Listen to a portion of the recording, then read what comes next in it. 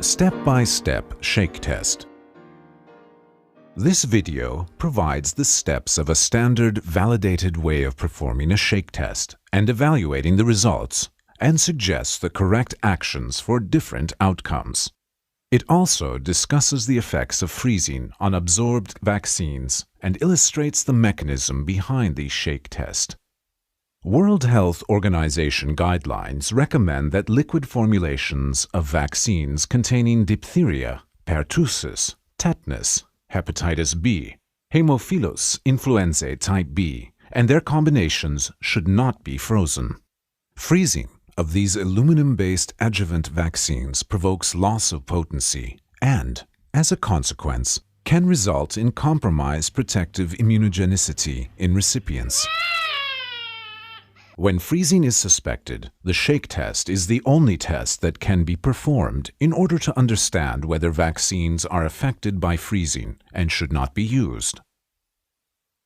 When performed correctly, the shake test produces 100% reliable and valid results. Its sensitivity and specificity have been tested by the World Health Organization and confirmed at a 100% level against both freezing status and phase contrast microscopy.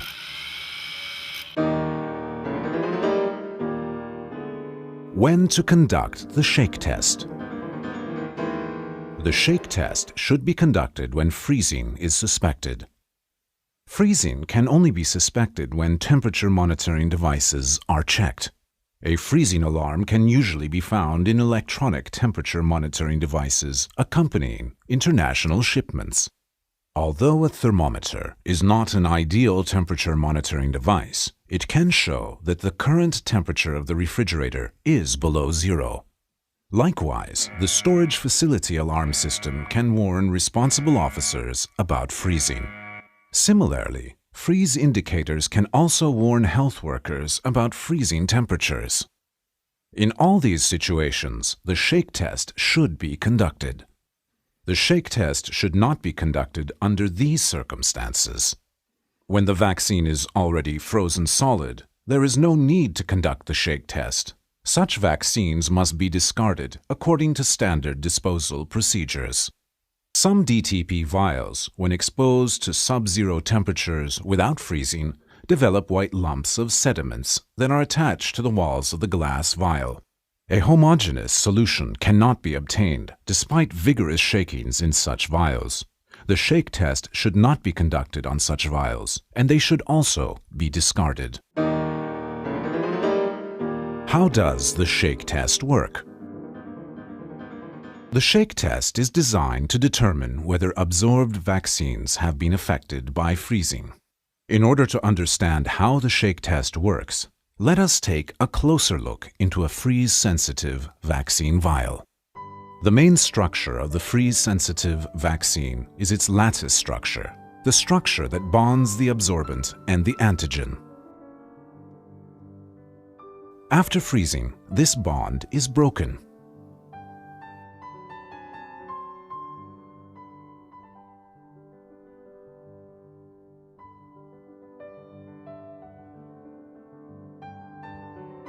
Separated absorbent tends to form granules that get heavier in weight and bigger in size. After the vial is shaken, the granules gradually settle at the bottom of the vial. This structural difference can also be seen in phase contrast microscopy. Following shaking, sedimentation occurs faster in a vaccine vial that has been frozen compared to a vaccine vial of the same antigen and batch from the same manufacturer that has never been frozen. It is simply physics. A solution with heavy particles sediments faster. The shake test is about observing the sedimentation rate between a suspected vial and a vial that has been purposely frozen and used as a control vial. Step by step, how to conduct a shake test. The WHO has developed a standard shake test learning guide that can also be used as a checklist. The steps described in this guide must be followed thoroughly. The first step in conducting the shake test is to prepare a frozen control vial. Take a vial of vaccine of the same type and batch number as the vaccine you want to test. It should also be made by the same manufacturer. If more than one batch is in question, a frozen control sample should be prepared separately for each batch, and each batch should be tested with its own control sample. This vial must be clearly marked as frozen. Place the vial in the freezer compartment of the refrigerator overnight until its contents are completely solid.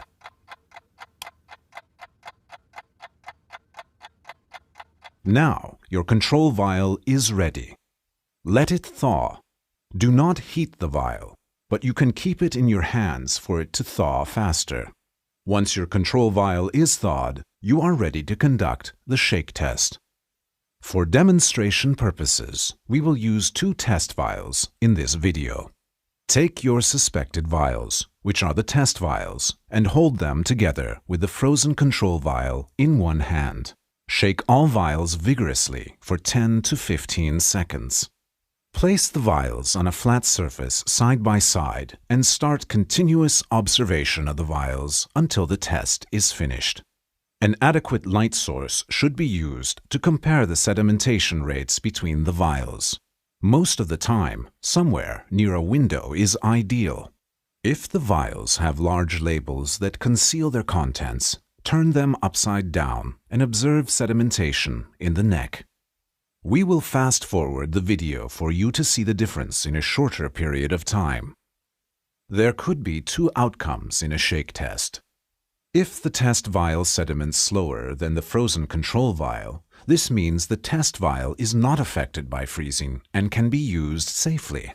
If the sedimentation rate is similar in both vials, or if the test vial sediments faster than the frozen control vial, this means that the vaccine has been affected by freezing and is damaged. Let's see it again. The vaccine on the left side of the control vial is sedimenting at a similar rate as the frozen control vial. This vial has been frozen and is affected by freezing. This is a fail result. The vaccine on the right side of the control vial is sedimenting slower than the frozen vial. This vaccine has not been frozen. This is a pass result. All affected vaccines producing a fail result must be discarded and cannot be used. The shake test requires patience.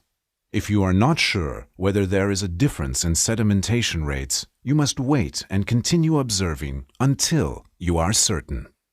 This is why the time definition for fail or pass is not given for the shake test.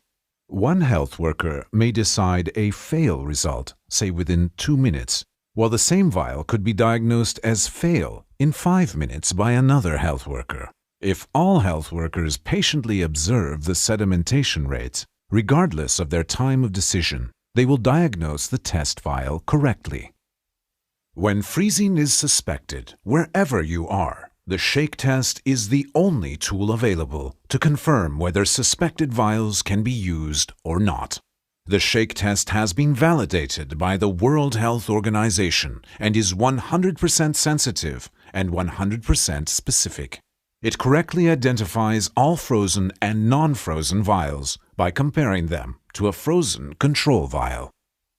All you have to do is to follow the learning guide.